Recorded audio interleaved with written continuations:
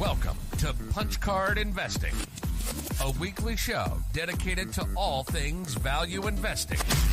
Whether it be analyzing companies, pitching ideas, or discussing moves by the best investors in the world, we're trying to get one step closer to punching an investment off of our cards. Let's get started. Let's get started. Indeed, it's 13F season, a great time of year for all of us here at Punch Card Investing. We get to look at what some of the top investors did throughout the markets over the first quarter. We're going to take a look at some of our usual suspects, but if anything caught anyone's eye, we can go into those as well from some of our less covered investors, perhaps, but super investors nonetheless. For those of you who are new to this sort of game, 13F season is when top investors have to disclose any of their buys and sells from the previous quarter, depending on a few certain criteria. It doesn't necessarily show their entire portfolio, but it can be a nice way to generate some ideas and also see maybe what's going on with a particular investor's philosophy or just their portfolio in general. So it's a nice exercise that we like to do every single quarter, just to see if there's anything there that we might be missing or might not be. Because a lot of these, you'll see that there isn't a lot of activity from quarter to quarter. But with that said, before we get into any of that, be sure to subscribe if you haven't already. We want to make sure you're not missing any of our episodes.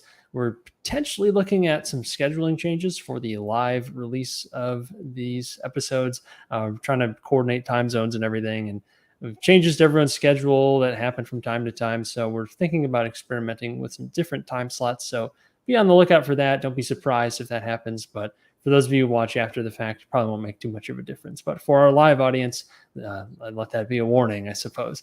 But we might mix it up a bit more in the future.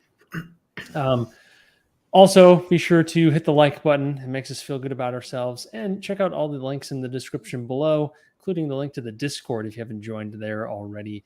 That way you can be in the loop on any updates when it comes to events in the future. We talked about the Berkshire Hathaway event that we put together from a couple weeks ago. A lot of that was put into that Discord. So if you don't want to miss things like that, if you happen to miss it on YouTube, it's a bit easier to miss it on YouTube.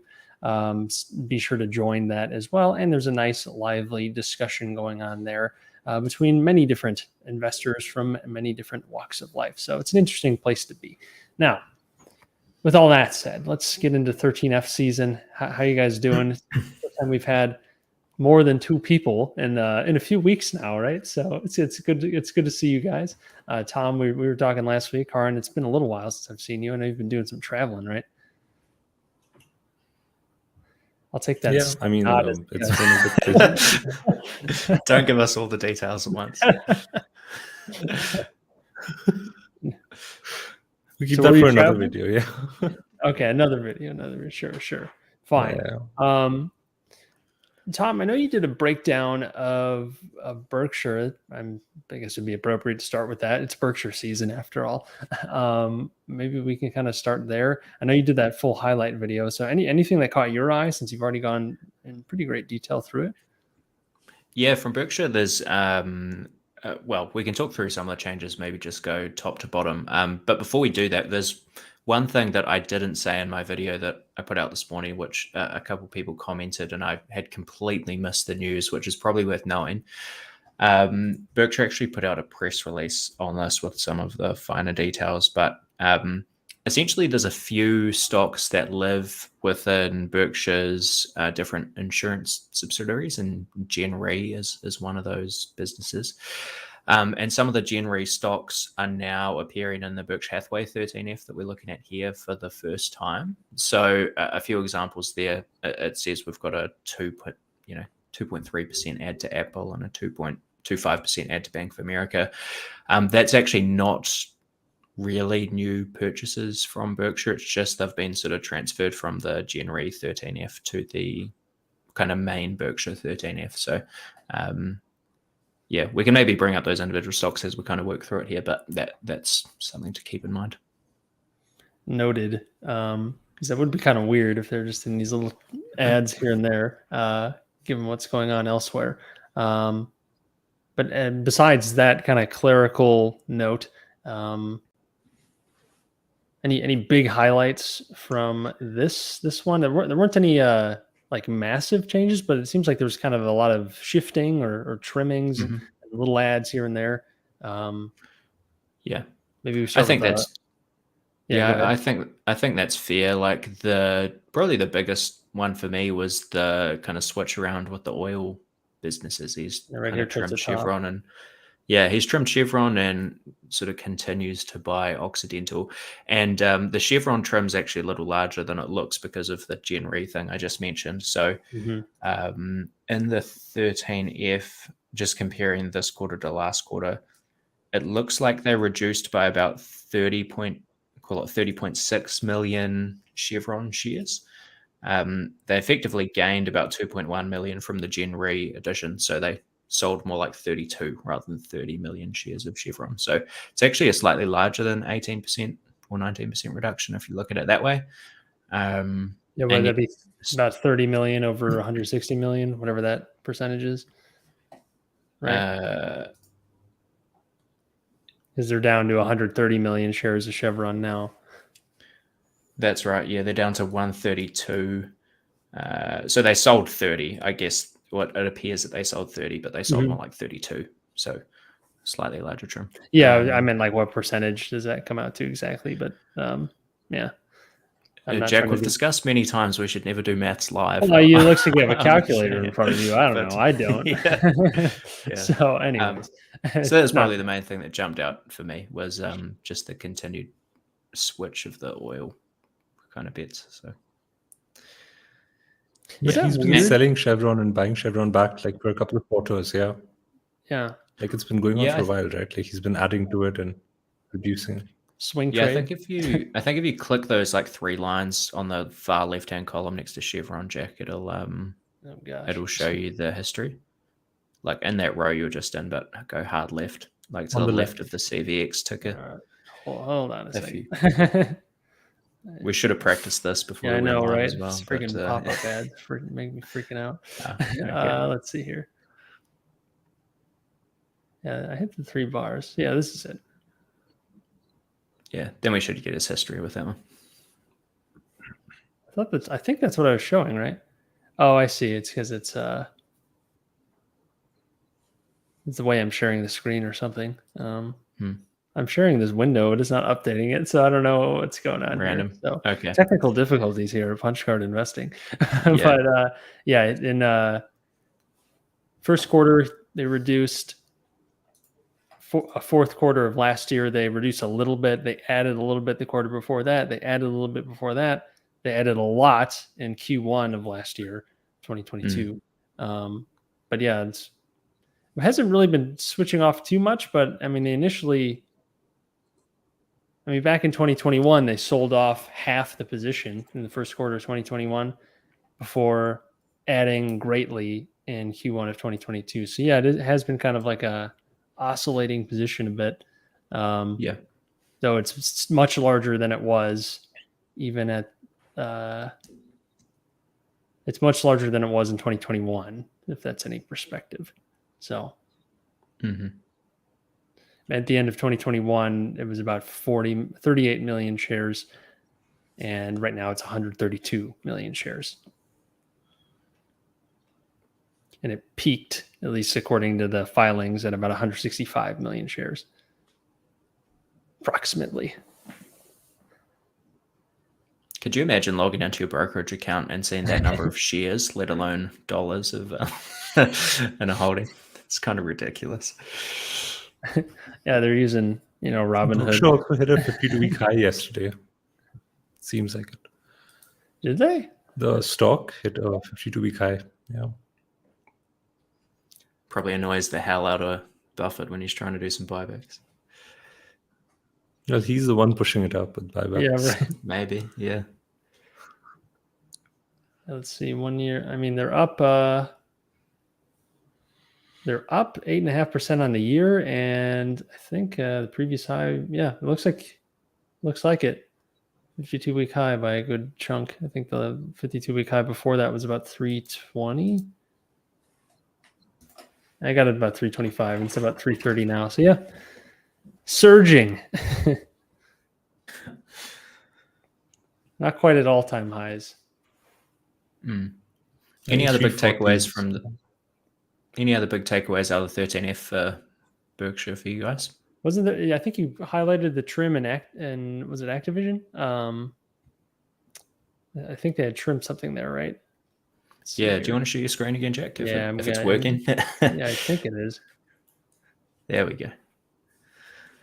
It's not showing me scrolling it, which is kind of odd. I might need to reshare, but it's very strange. You can see it at the top regardless. Yeah. So kind of keeps trimming Activision. I don't know. There's people kind of speculating after the meeting that he might have sold the whole thing. I guess we'll see that next 13F. Yeah, that one and people thought that about Paramount. Yeah, and Paramount. I was going to say it's been very cryptic, and Paramount pretty blunt, I would say, about how he doesn't like it, but still holds it nonetheless. Yeah, right. I wonder if again that'll change in the next 13F because that's when they had the dividend cut news and stuff's pretty recent. Where this just shows us till what, end of March. Maybe so. It's definitely a weird. They should have done that dividend cut like last quarter. Why? I don't know. Just rip the Band-Aid off. Why? Because they had to pay down. I mean, they're supposed to pay down debt. They're like heavily burning cash in the whole D2C offering, so it didn't make sense for them to continue that dividend in the first quarter. Sure. Isn't Disney about to do the opposite? Or isn't Disney thinking of doing the opposite? Reinstating a dividend? Yeah, reinstating as they cut it and in the lockdown era. Weird times. I think they're just appealing to different types of shareholders. Yeah.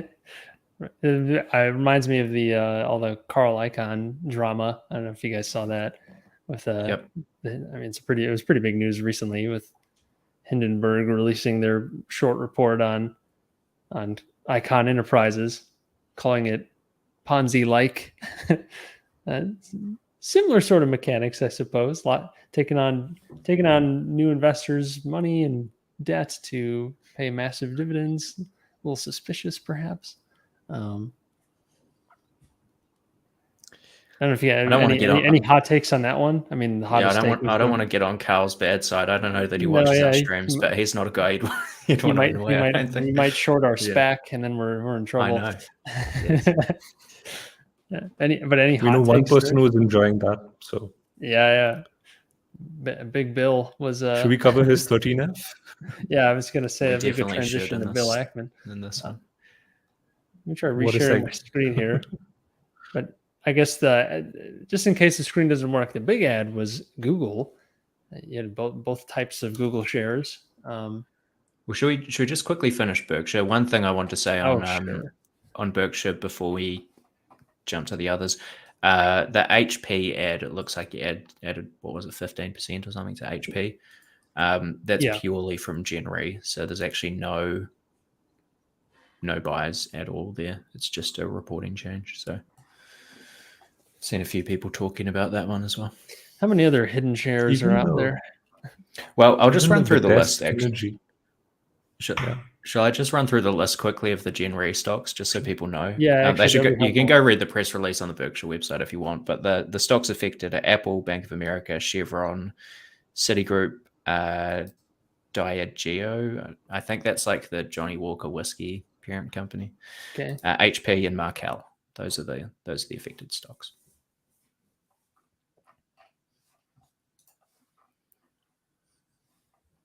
I was going to say, are those the favorites? Are those some of the favorites in there? Or you see overlap, but probably not. So a lot of them are quite small. Mm. All right, let's get to Uncle Bill. Big Bill. Are you guys still in Pershing Square? Or Jack's not in much? No. But someone got a good question here. Why is anyone paying $2.20 for Ackman to buy Google Lol. Not a bad observation. He's not. He does do a lot of the weird active stuff that we've talked about before with interest rate hedges and all that stuff. So it's not just like a, he's not It just doesn't buying amount to much, but he does a lot. Yeah. Right. So Does whatever you Ekman actually value that at, I guess. Does Ekman actually charge 2.20 through Pershing Square? It's 1 in 16, I think. Okay. Yeah. Sorry, I'm trying to share my screen right here. But then he says it gets offset because of leverage, or he justifies it in some way. Yeah. All right, this is not the Okay, screen. This is not the screen I have up, I promise. I don't know what's going on with StreamYard right here, but okay. Strange. Well, anyways, the big ad for, I don't know if someone wants to take over screen sharing duties because this is. I can try. But you had the ad of Google, and then just kind of trims in a few other places, but that's the big news for Pershing Square, adding Google, which he's never been in to this point. So totally new holding there. And you wonder if he'll pull a Netflix and get into it and get right out again, because that's what he did with his last big move. Does that work in for the screen share, Jack? I've just put mine Yes. All right. Yours seems to be working fine. So I don't know what's going on over here, but yeah, there we go. It's a little trimmed to Hilton, Chipotle, because he runs this very concentrated portfolio. So typically more invested than not by quite a large margin. So, not going to have a lot of cash to pull from necessarily. Mm-hmm. Also, UMG doesn't show up here, but that's like 1/3 of the portfolio. Yeah, that was through the the SPAC deal that never was. Tontine. Yeah, I think that's 4 billion or so, maybe mid 4 billions. And Lowe's here is only shown as 2, so it's a lot larger. Mm-hmm. I think UMG currently is like lower than its IPO price. I think it dipped pretty quickly after IPO, so I don't know if it's recovered. But like if you did nothing and just bought it later, it would have made more sense. They got didn't they? What was I forget what the price they got it at? They got it at below the IPO price. 18, they got I think 18 or something. It's and what is it now? Euros. And it's 19. So it's 19 right now. Yeah. So they're still up. You can take that performance report to the shareholders. But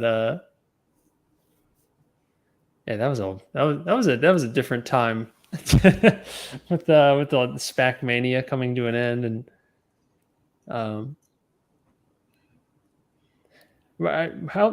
when did you get? You're not still in Pershing at all? I'm not, right? Yeah, you were for a while though. When did you get out? It's been, I think, almost 1 year now at this point. Mm-hmm. But like one thing that seems interesting, I don't know what's happening here, is he's been accumulating Howard Hughes. I think it's kind of in a bid to somehow get listed on the US market through a company or something or the other. Yeah. But he has been accumulating shares of Howard Hughes. He did do a talk in a suburb of Houston, the Woodlands, recently, and I didn't know it was going on, but I guess Howard Hughes did a lot of development in this big suburb area north of Houston, and they had Bill Ackman come down to their Chamber of Commerce meeting or something and give a speech. So yeah, he seems to be pretty intimately involved here with the Howard Hughes stuff. He had pitched it, I think, in the 2017 Zone Conference, 2017 or yeah, 18? I think that sounds right. I think we talked about that a while ago off the show. Yeah, well, Pershing Square owns like a third of the company, more or less. Oh, is it really that? Is it that? I didn't even realize it was that much. Yeah, the majority shareholders. Yeah, it's 32.4%. I'm seeing. That's been for a long time. I haven't looked too much into that one. Probably should. being a real estate mogul. Yeah, yeah, right. Being a real estate oriented company. Have you guys ever looked too closely at Howard Hughes? I haven't. No. Not really, no. Yeah, be an interesting one. Now that Seritage is old news, you got to look for some new real estate company, right? Yeah. Speaking of Seritage, I think they're down to like 50 properties actually now, Seritage. So be interesting to see what happens there. yeah, but what that's gone pretty. I haven't seen much about it. So the down to 50 properties. What are we kind of looking at liquidation value? Has management given any update? I haven't been following it as closely since selling out. Not that I'm aware of. I've just been watching David's updates. He's the go-to source. Yeah, same. Property sold. I think it was like down to 59 or something as per his last tweet. So he's like, I'm expecting an 8K soon. So let's see. But there haven't been any letters or anything from management updating like liquidation value or anything like that. Well, there's a pretty major update towards the start of the year with their expected, sale timelines and stuff without saying exact numbers and without actually updating their liquidation value range. So yeah, I wonder what they're thinking now. Yeah. They did say in there, like, if sort of market conditions persist, it'll affect the range, but I didn't get any more specific from that. Any more specific than that, as far as I know. I wonder if anyone in the chat is still in Seritage. Oh, I'm sure we have some people. Yeah. A lot. Yeah. Super chat. And we got a few super chats. Let me go back and highlight some. Got one from Luis. Appreciate it. From Matt as well. And this one from Amit. Off topic, so can be taken at the end. I really want to know how to get an invite to the Berkshire annual meeting next year. Holder from Australia through a platform called Stake. Tom, you might be able to offer a bit more here on how to get the invite to the meeting. Yeah, Stake, you might have to check this, but I'm fairly sure Stake uses a back-end broker called Drive Wealth, which is the exact same one that Hatch uses, which is what I owned my single Berkshire B share through when I went to the meeting. I'm pretty sure you do have direct ownership of your shares through Drive Wealth. They're not held in street name or anything. So you should be able to apply for tickets and get them sent out to you. As a practical matter, it's going to take weeks for your mail to get to Omaha and then for them to mail you back a pass. So you might be better off just turning up. I think the day before the meeting, as long as you've got proof of ownership of your shares, you can get your up to 4 passes or whatever it is. Or if you want to, you can just try make friends with someone in Omaha because there's always spare passes floating around. But I think as long as you can at least get proof of ownership, you'll be able to do that in Omaha, which you should have through Drive Wealth, but just double check I'm not wrong on that. Yeah, the will call the day before. It's like the whole day before, I think. And that's what a lot of people do, especially because there's so many international folks where time is an issue with mail. Yeah. And honestly, I don't think anyone that actually applies for passes to go to the meeting orders less than their maximum allotment of passes. So there'll be lots of I did. I only got one, and then a bunch of people started asking. Jack, I'm like, I should have gotten more. Amateur move. Yeah. I guess so. I didn't expect. I got people messaging me like, "Hey, you got?" I'm like, "Look, I only got one." Dude, you got to get 4. Yeah, I guess so. Yeah. Next time. All right. Yeah, I see we got a follow-up question. Just contact Stake, I would say. I contacted Hatch to go through this process last year, and they went to Drive Wealth for me. So I assume it's the same with Stake. Cool. Anything else on? Not really much else on Pershing Square, I guess. It's just pretty concentrated fund, so not a whole lot of movement either way. But yeah, when he adds one, it's rare to see a change, though. Yeah, it is. Because it's always going to be a significant ad. All right. Who else? Any good ones to Should note? do Monash. I found that interesting. Sure. I'm relying on you again, Tom. Oh, damn it. Hang My on. screen share is out of action for whatever reason. But I remember you, I think in your recap. Screen there? Yeah, let me pull it up. Mentioned the little Sarah Digi still owns. Just that makes no sense. Yeah. Just like, I don't know, pride thing. Like, I don't know what it is. Maybe you It's forgot keep about your mistakes around. Just They forgot about it, but whoever's doing the reportings like does it, and he still forgets about it. Yeah, I don't know. It's unusual to see something like that. Like, what's he managed? $500 million or something, probably. I think closer to 800 at this point. Like Races has been flying. Yeah. And he's just keeping 20 grand a Sarah just sitting around. I'm just keeping up with Jason's stakes, the pictures that he puts up. That's how I know Races is going up every time. I see a nice big stake on Twitter. Stake more often. Yeah, exactly. Yeah, so Pershing was one of the two main investors I follow that cut Micron. Lilu chopped it about 40%, I think, and Monish down mid-teens. And the other change here I found interesting was Brookfield. So Pershing was in Brookfield Asset Management originally, kind of pre-spin-off. They split out into Brookfield Asset Management and Brookfield Corporation. He's this quarter sold that asset manager and added to the main corporation. So I found that kind of interesting that he's kind of picking favorites between the two, I guess. Not sure if you guys have any special insights into Brookfield. No. They have so many subsidiaries, it's difficult to figure out. I mean, yeah. It did seem like a lot of people were buying into it around the time he did as well. Maybe it's just like one of those weird things where you once you hear a name once, you just recognize it everywhere. Kind of one of those things. But I felt like around the time he bought, a number of others were buying as well. Mm-hmm. So maybe they had some powerful meetings, powerful people. Well, I think we can see that on Dataroma, right?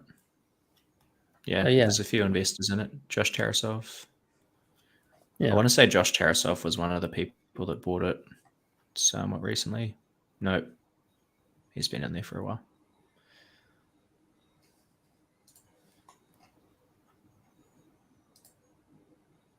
But yeah, there's a few of the Dataroma investors in there. Yeah. And that's currently. What about, can we see his foreign holdings at all? Probably be testing me now, Jack. Let me get ticker. Yeah. I think he's still in Edelweiss, and I'm not sure about Indian Energy Exchange, if he's still holding that.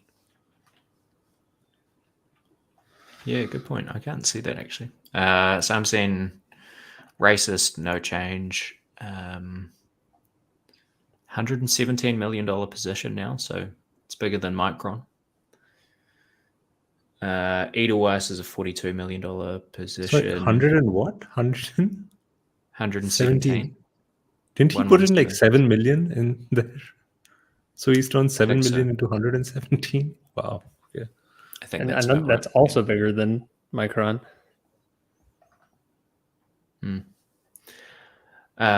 What else? Yeah, Edelweiss, $42 million position. So there's a lot outside well of done, 13 Monish. for February.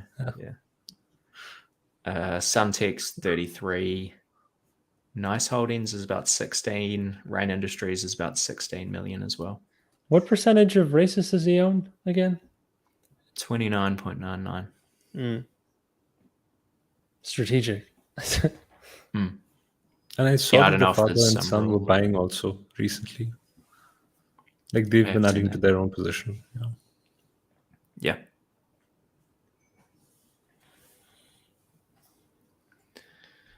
But I'm just wondering, like, recent activity, what's been going on.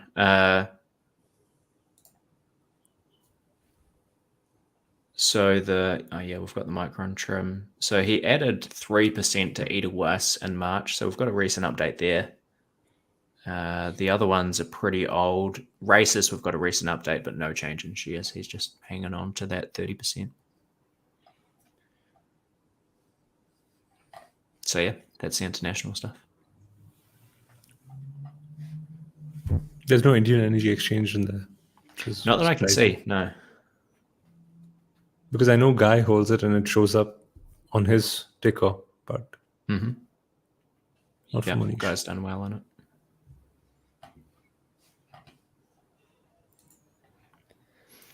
When did he get into Edelweiss? Not sure. I think 2019 was it? Yeah, 2 or 3 years ago, I would have thought. Mm-hmm.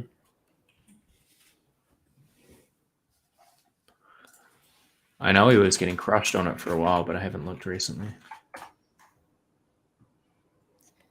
Yeah, over the last year, it's well, it's in rupees. In dollars, it's up 7% over the last year, 22 and 23% over the last 3 years. So, but nothing wild. So yeah, but generally up.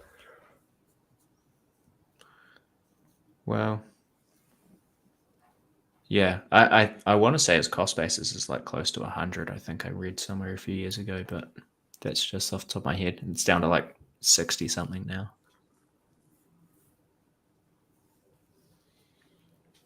But that is all speculation. Wait, say that again? For Edelweiss? Yeah. Yeah, it's like 60 something rupees a share at the moment. Oh, you're talking in rupees. I was very confused. I was in dollars. Oh, okay. I was like, what? Yeah, I think his cost basis is higher than that, but don't know for sure. Gotcha. I would say Racist is more than made up for it. So yeah, right. But he's not too worried. Like he's just focused on races. Yeah. All right. Anything else with Burry? Can we open a Micron just to see like who's been buying? Yeah, sure. Because I know Lilu and Burry are both reduced, but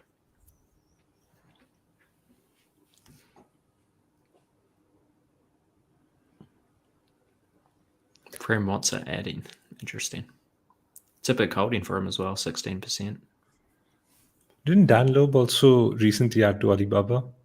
So he's been buying Alibaba and Micron. Not sure. Was it Dan Loeb or was it someone else?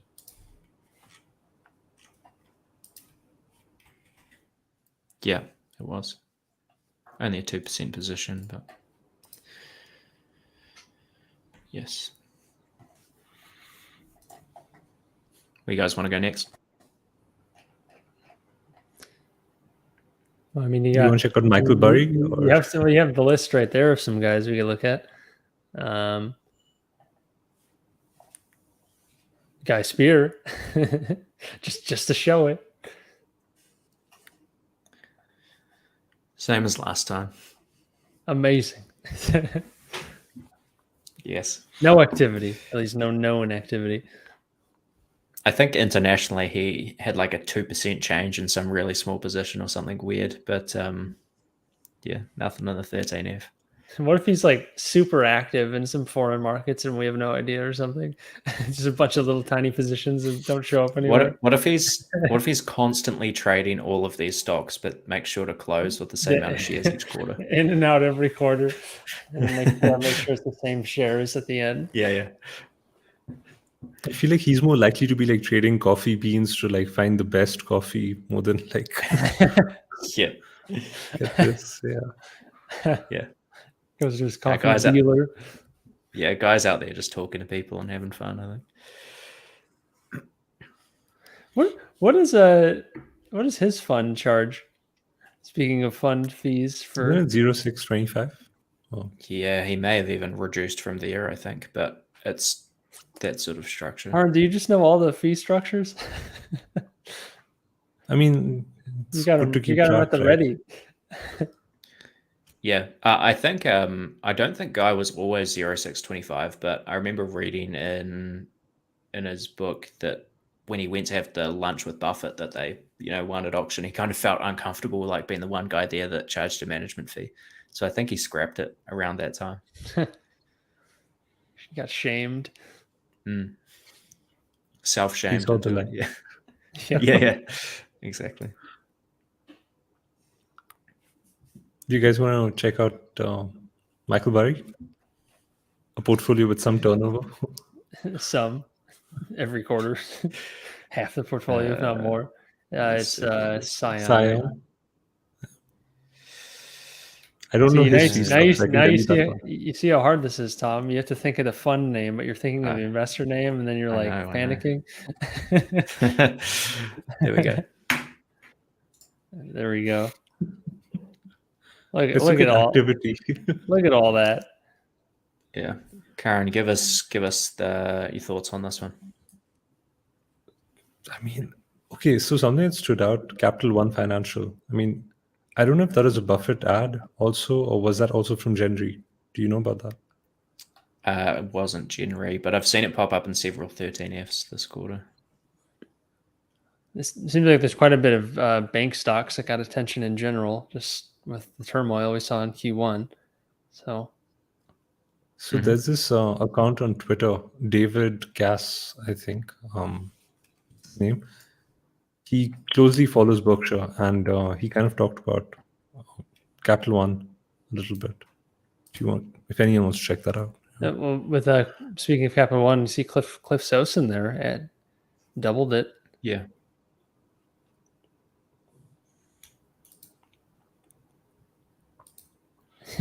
And Markel got in there too, but real tiny position. 500% increase from nothing. Yeah, that's pretty standard Tom Gaynor, I would say.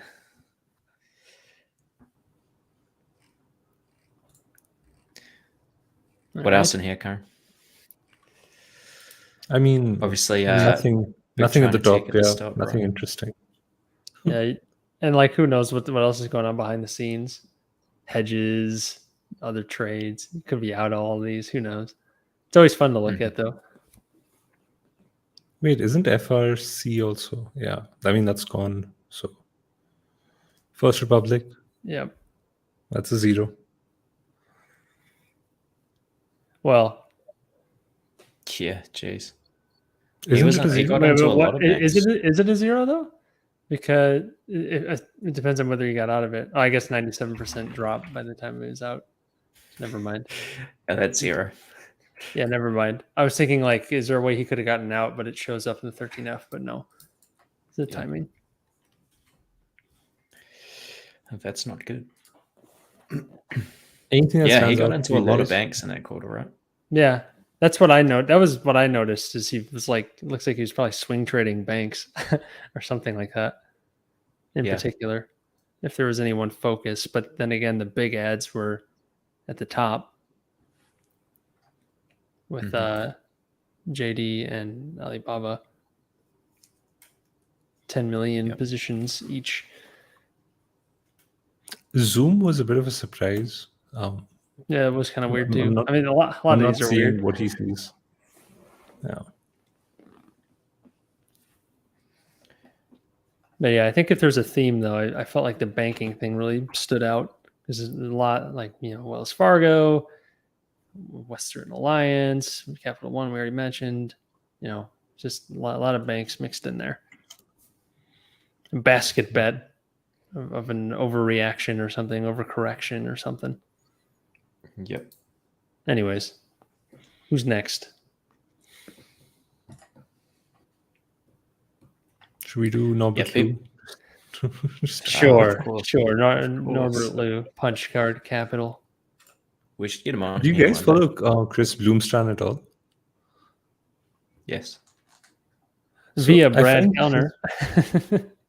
No, his portfolio is almost like, it gives you an idea about what Berkshire might be interested in. That's how I like to view Chris Bloomstrom.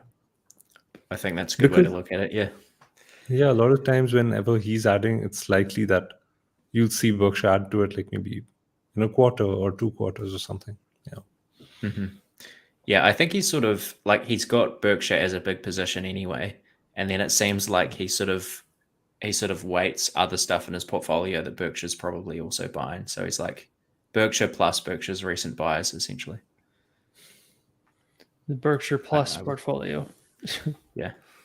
2x leverage Berkshire ETF. I don't know about the leverage, but yeah, Norbaloo just sitting still again. Yep. He doesn't have any international holdings. It's just US holdings. I think he's got a few. Okay. Because he was in Naked Wines. Right. But that's like down like 90-something%, right? Isn't it? Probably. Or am I getting it wrong? That ballpark.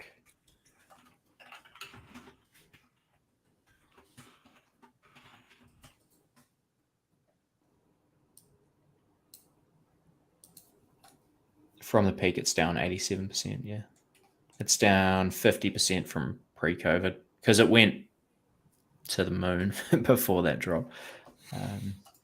Yeah. So yeah, outside of the States, he's in. Well, it still says Countryside Partnerships, but I'm fairly sure they've been bought out, so I don't think he's in that anymore. Naked Wines, Motorpoint Group, and yeah, that's it. But the filings for that are all from 2022, so I'm not sure if there's any more recent changes that we're not seeing.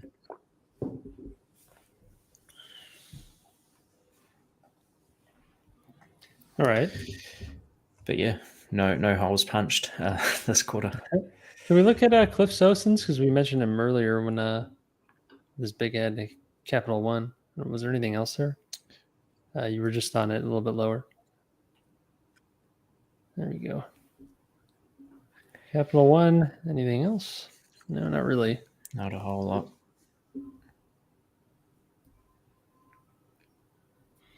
Yeah. Geez, Hilton Grand Vacations is a huge chunk of the pie now.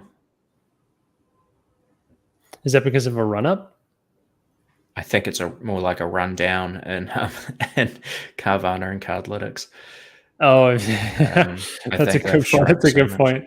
I think he was buying Cardlytics at like 106, somewhere in the hundreds. He's been buying all the way down, but I mean, an extreme pain tolerance. Yeah. Well, even his most recent buys are down 90%. It's like a $5 stock now or something. Ouch. Yeah. Jason actually had a very good podcast on Cardlytics just yesterday. That was quite good. People should check that out. Yeah, I have that on my watch later. I don't want to spoil the ending, but people should watch those last few minutes too if they haven't seen that on just Twitter the last already. few minutes. Yeah, watch it all. You got to get the build up, and then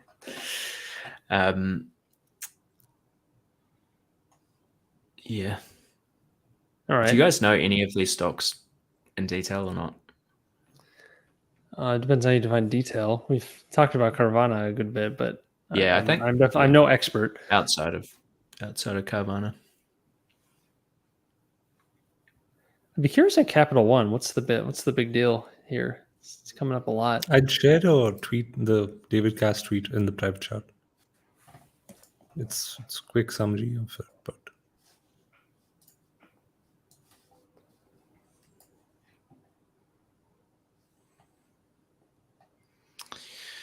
only 22% of deposits uninsured. Credit cards represent 65% of net revenue and 67% of net income. Third largest credit card company in the US and bought back 8% of shares in 2022. Interesting. Who's buying that at Berkshire? You think it's got to be Todd, right? He seems like the financials guy. Sure. Your guess is as good as ours. Let's go with that. Let's go with that. Lock it in. Yeah. Any other 13Fs we should be looking at here? Should we check out Chris Bloomstrom? Oh yeah. Oh yeah, he's got to be on Dataroma. We can't leave people hanging.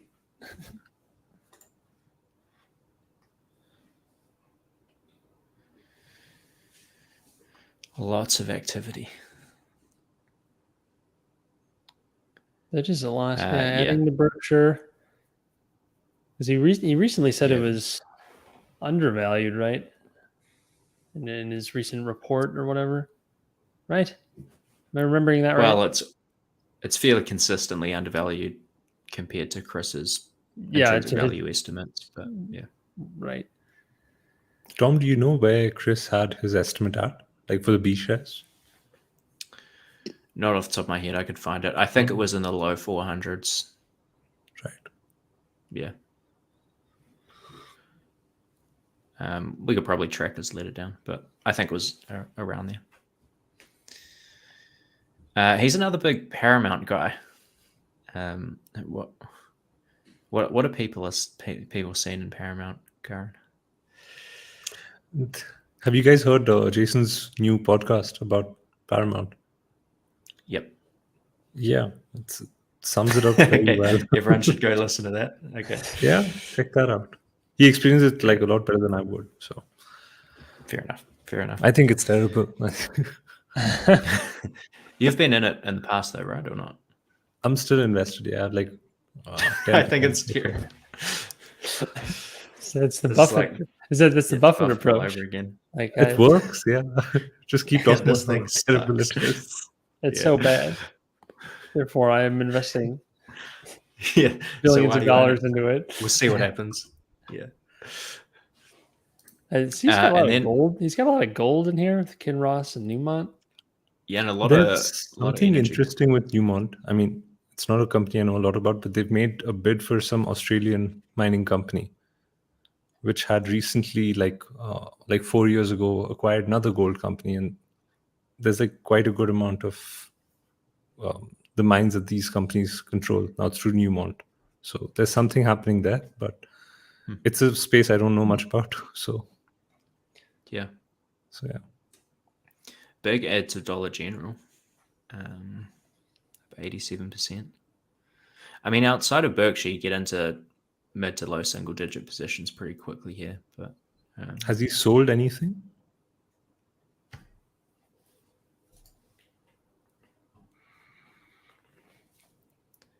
He didn't get completely out of anything, no. Trims, but trimming oil in general, looks like. I think he's been selling Costco for quite some time. He was in Costco for a long time, I want to say. Oh, and he goes back to 2018. But spreading out the gains. Yeah, I want to say he was in Costco for many years. Definitely before 2018. Good for him. Yeah,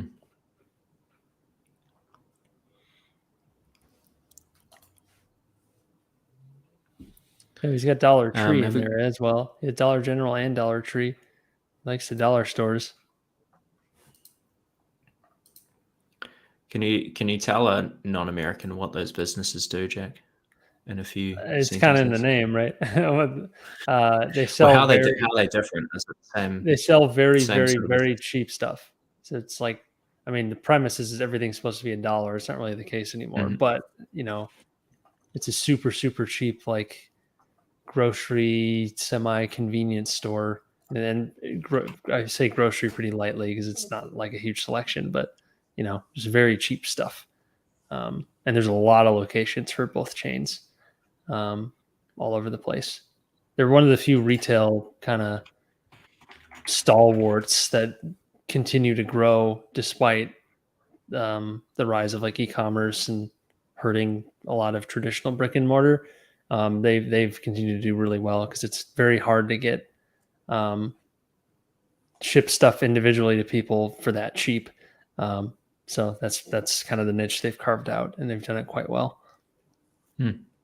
Yeah, both the stocks have done well. I mean, I'm just looking at Dollar General. They're both making money. That's why they're growing. So for sure.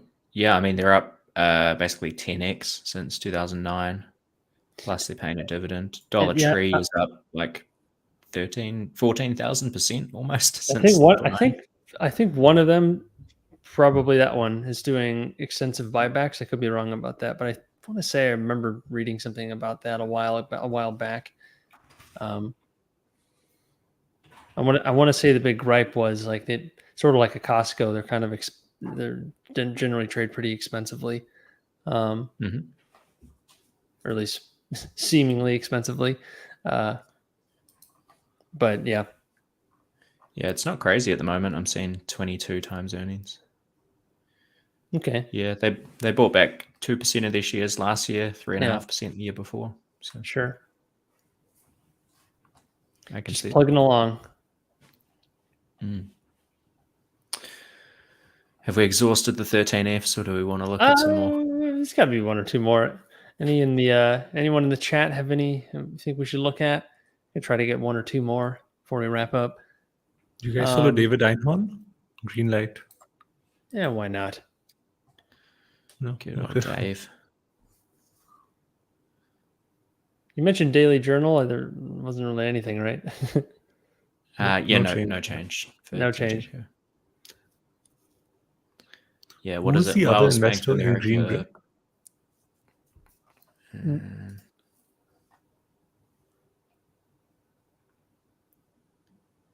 Third point in an extremely small way. Is that what you meant? No, it was. I can't remember.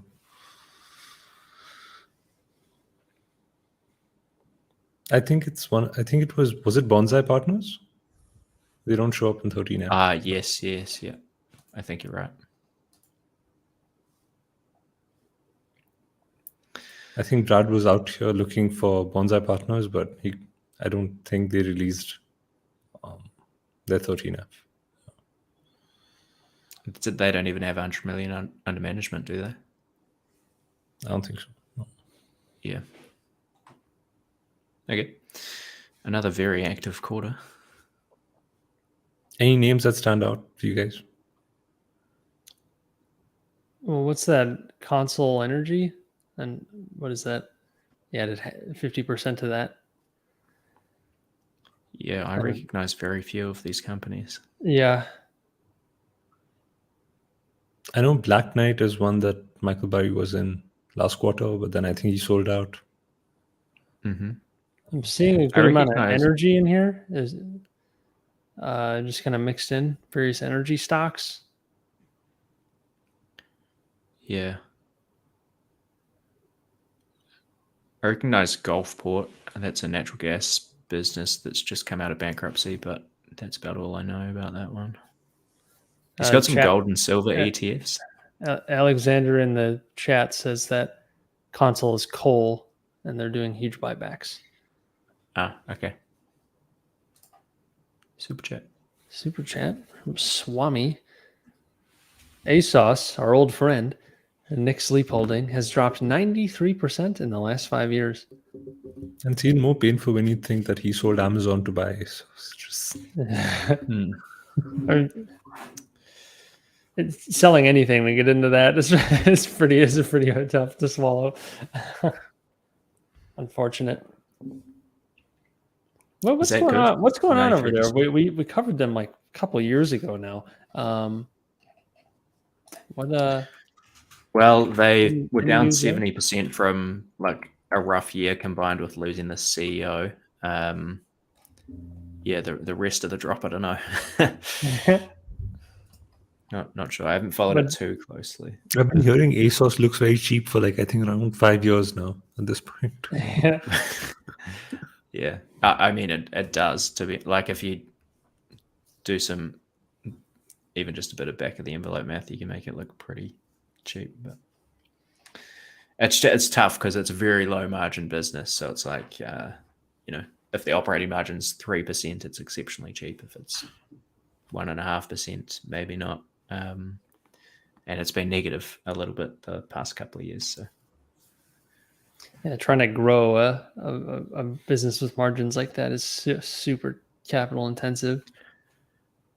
Wow. Yeah, and I mean, and it's sort of like you can sort of make the argument both ways. Like Nick Sleep,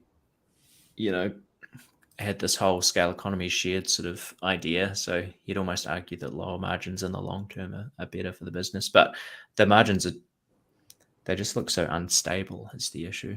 like he did very well in Costco, obviously, which has low margins, but the margins are super consistent over the years.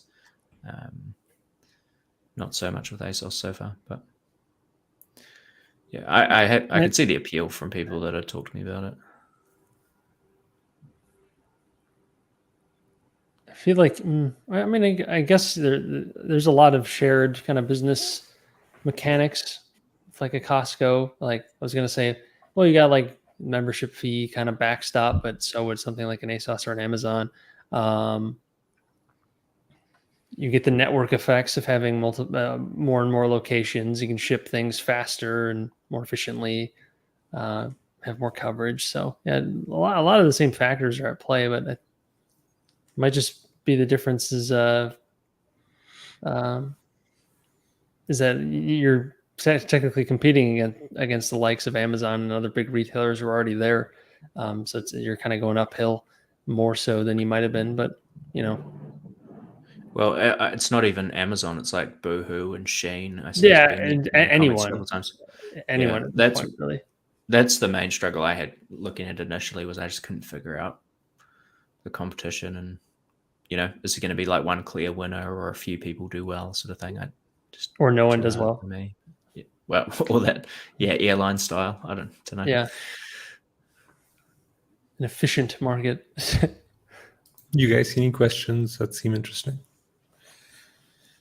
Someone mentioned Rob Banal I saw earlier. I haven't looked at that. Anything there? One moment. Thank you, Tom, for working hard here. He okay. Unscheduled. All good.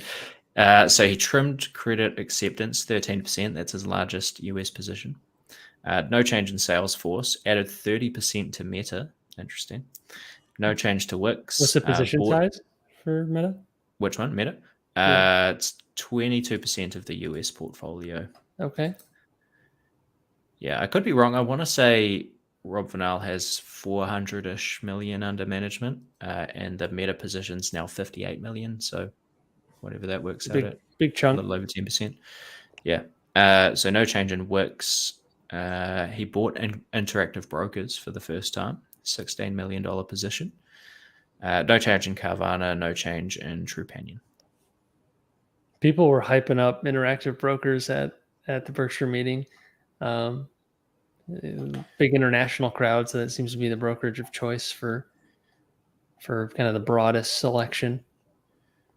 Yeah, I saw, who was it? Yeah, Brian Lawrence. I'm not sure if you guys have ever listened to Brian Lawrence. Oak Cliff Capital is his fund. He did a podcast episode on the Investors Podcast maybe a year ago, which I thought was really good. He's another one of these like long-term concentrated value guys, and it has a very good returns track record for 20 years or so now. He's currently got 20% of the portfolio in Interactive Brokers also. So it's interesting. Did they make a lot of money? I expect so. You never know. I mean, all those margin loans. Yeah, those can disappear pretty quickly, though. Well, so can the equity of the people with the margin loans. Well, yeah. What do we got? All they have to do is delete the app, right? Just delete the app. That's so bad. It'll all go away. What's the best way to look at this? Gosh, remember the Robinhood days? They prepping for IPO and the unlimited margin stuff. Oh man, guys, how is anyone justifying Nvidia stock? Like, have you guys been looking at it? Yeah, it's worth more than Berkshire now, right, or whatever. Isn't it? Is it? I think I saw that in a tweet. Joseph Carlson was ranting about it on Twitter a bit. He's really ranting about the response he got by pointing out that NVIDIA looks a little expensive compared to other companies like Berkshire. And, all the zealots came out and were freaking out. Just to answer your Interactive Brokers question, Jack, earnings per share in 2013, just to pick a random start date, was 73 cents a share, and last year they earned $3.75 a share. Okay. So It's pretty lumpy, the earnings, but they've grown a fair amount. What's the price per share? $75. It's a little pricey, but not. They are making money, to answer the question. Yeah, it's about a trailing 12 months basis. It's about 17 times earnings. I wonder what their future projection looks like for earnings growth. Yeah, that's a tougher space, but they seem to do it quite well. Back to NVIDIA here. Let's see. They're at a $780 billion market cap. I think that's just over Berkshire. Berkshire. Yeah, I think they're in the 700s, low 700s maybe. Yeah, that used to be a lot of money. Yeah, I know, right? 720 billion for Berkshire, 780 billion for NVIDIA market cap. Wow. Berkshire needs to get into AI. Yeah.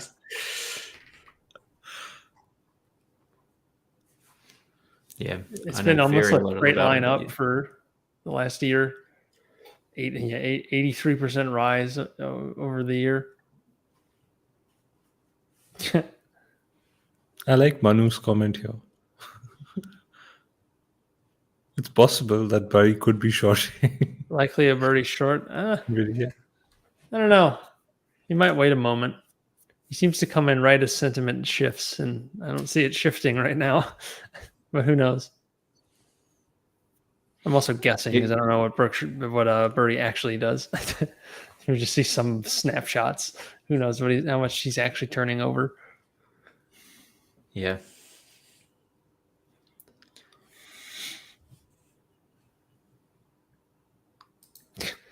What if Munger lives to 120, and by that time AI can upload you to the cloud? Would be insane. Like, what do you upload the person to the cloud?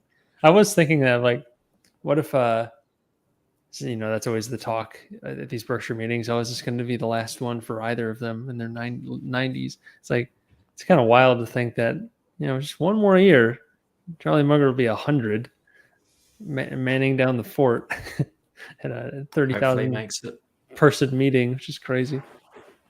Yeah. It'd be kind of hilarious. They, wheel him in at 105 or something. He's still doing it. Yeah. You guys reckon Buffett will make it to 100? I mean, that he's made it this far, given what he processes every day through his system. I don't know. He seems pretty sharp. I mean, he's doing fine. Yeah. But everyone's more concerned about, significantly more concerned about Charlie, just because he's a few years older. But they're both in their 90s. Yeah, they're both way above average. So, yeah, who knows? Oh, speaking of average length of life, Sam Zell died at 81. That was some big news this week. Seemed pretty unexpected. I didn't see anything about a cause of death. Did they say anything? All I saw was he had complications from a recent illness. Is like the only detail I saw. But pretty sad. Like, he was on the Investors podcast only a month ago. Yeah. Or episode came out even more recently than that. Yeah. So it seems like it was unexpected. Given that, unless he knew something might have been coming and was making his last tour because he loves doing it. I don't know. Yeah. I'll highlight it here. Maybe we could wrap up on this, but the New York Times headline was egregious. So dumb. It was like terrible, called him like a. Did you see that, Tom? Yeah. Yeah. It was about as failed like LBO. He did. It said like Sam Zell, like tycoon whose big newspaper business blew up or something like that. Dies at 81. It's like, what? Dies. Yeah, dies. Yeah, dies. It's like, that was your highlight of what Sam Zell is known for. Nice. Yeah, not like sold the biggest, like built and sold one of the biggest REITs, if not the biggest ever. Real estate mogul. He's a real estate guy. Like, yeah, he had other investments, but come on, newspaper blow up. Like, give me a break. Ridiculous. Yeah. So everyone should go and read Am I Being Too Subtle if they haven't already. yeah, it's a very solid good book. Jack, you got me onto that one. Well, which I thank you for. It's great. Someone else got me onto it when I was in college. We had like a real estate developer guy come in. He was like, "You should all read this book. It's great." So I was like, "All right, I'll read that book." And yeah, it was great. Still is. You can still get it. It's not that old of a book either. He wrote it relatively recently in the last decade. Yeah, in the last decade. Yeah. The audiobook is even better because he's reading it out. So. Oh, I didn't know that. Yeah. That's pretty epic. It's got a very distinctive voice. Yeah, it's kind of raspy. He's a little guy, but big personality. Yep. R.I.P. Anything else? Any other 13F land? Something else you want to just get off your chest, guys? What do you got? Be careful. I think we've left it all out there, Jack. Okay, great. We don't hold back here. real intense. Well, anyways, thank you everyone for tuning in for another 13F season. We'll be back next quarter with another one of these. Sometime in between then, we'll do another Best Ideas episode. We try to do one of those each quarter. We have a 13F and then a Best Ideas episode every quarter. Everything else is just kind of like what's going on and try to talk about stuff that's interesting every week. And if you want to hear more of that, be sure to subscribe so you don't miss next week's episode and any episodes after that. Although I will say next week, I don't think we'll be in because at least 3 of us are traveling. So that might be a bit difficult. So be warned there as well, but we'll be back at it shortly thereafter. And we're going to try, I mentioned it last week, we're going to try to bring on some new guests as well. Try and just mix it up a bit. We'll try some new times, like I said, and try some new things because we can and see what resonates and what doesn't and what we can learn from it as well. So be on the lookout for that. Otherwise, thanks everyone for watching, and until next time. Thanks for tuning in to Punch Card Investing. The contents of this show should not be used as investment advice or as a recommendation to invest in a particular security. Please consult with a licensed investment advisor if you need investment advice. All investments carry risk and the potential for monetary loss. Thank you, and see you next week.